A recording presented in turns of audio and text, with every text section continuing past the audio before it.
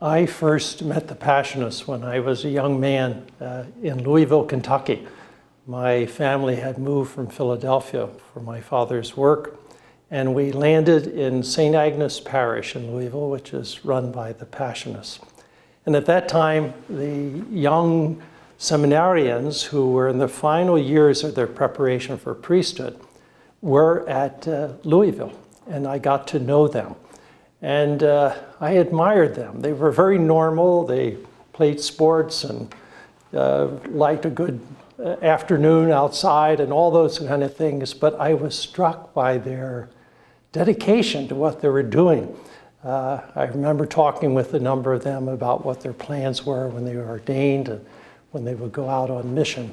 And that memory stuck with me through high school and beginning of college. And eventually I went to the Passionist novitiate in St. Paul, Kansas, in the middle of nowhere.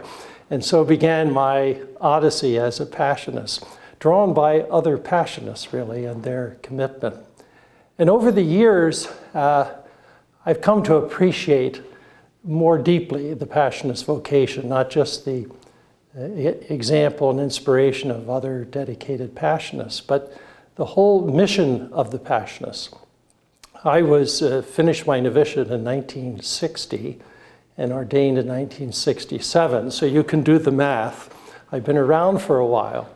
And what has still inspired me as a Passionist is the very heart of our charism, what our mission is in the church, which our founder, St. Paul of the Cross, saw as proclaiming the mystery of the Passion, keeping alive the memory of Jesus' death for us.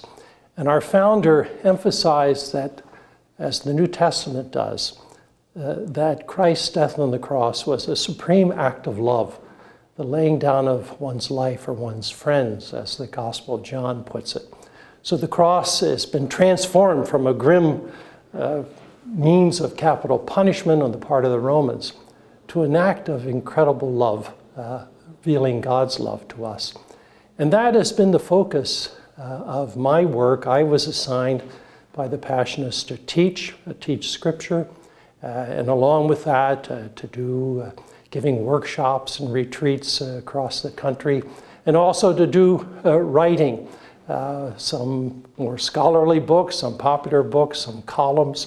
And always, for me, the focus has been on that central message as much as I can, that the beauty of the gospel that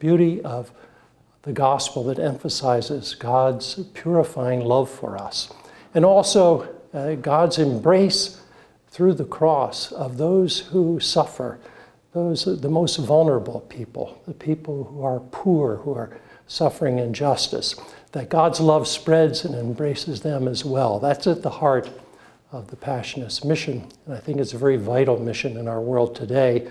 And I'm grateful to God that I found my way through the inspiration of fellow Passionists in Louisville to now being here in Chicago and still having the opportunity to proclaim the beauty of the cross.